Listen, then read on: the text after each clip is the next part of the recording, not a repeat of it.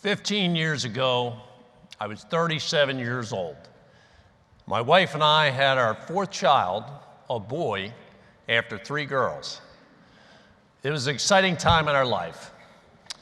In addition to being a busy professional and dedicated father and husband, I was also an avid athlete. Each year, my friends and I would go on our annual boys' ski trip to a destination out west. Here's a picture of us in Aspen, Colorado.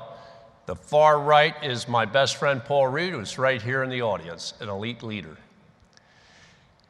We were, given our competitive natures, we weren't ones to take on the bunny slope. We were expert skiers. We would take the first ski lift to the top of the mountain to tackle a black diamond mogul run.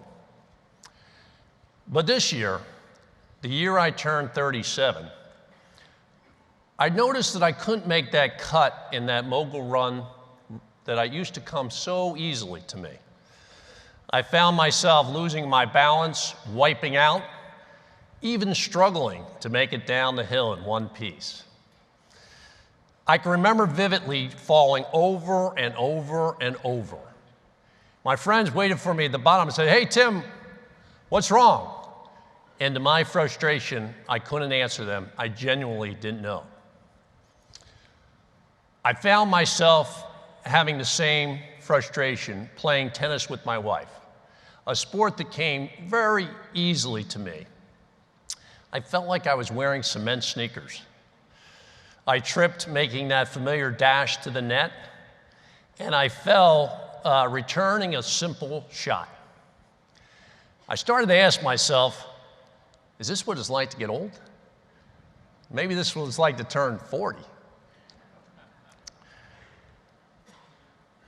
Why can't I do the things I used to do? My competitive spirit was bruised, my body felt out of sorts, and I started to wonder maybe there was more to these issues. It wasn't until several people commented upon my abnormal gait that I started to search for answers.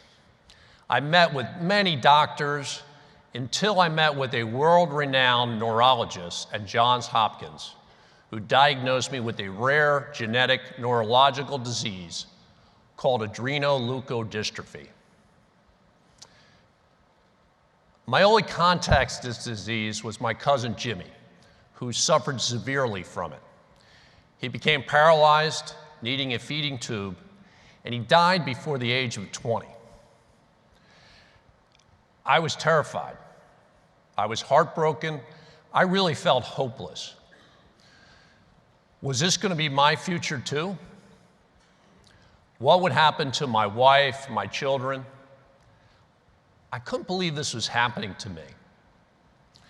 When I finally got the courage to ask my neurologist what my trajectory was, he said that my phenotype is adult onset and that I would lose my mobility and balance over time.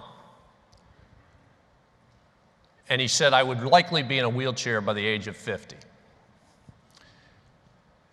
This is when I had a decision to make: to give in to this disease and focus on my limitations and what I couldn't do, or to focus on my capabilities and the blessings I have in my life and not let this disease define me. I chose the latter. And the outcome has been this disease has been much more of a blessing than a curse. This disease has made me more resilient.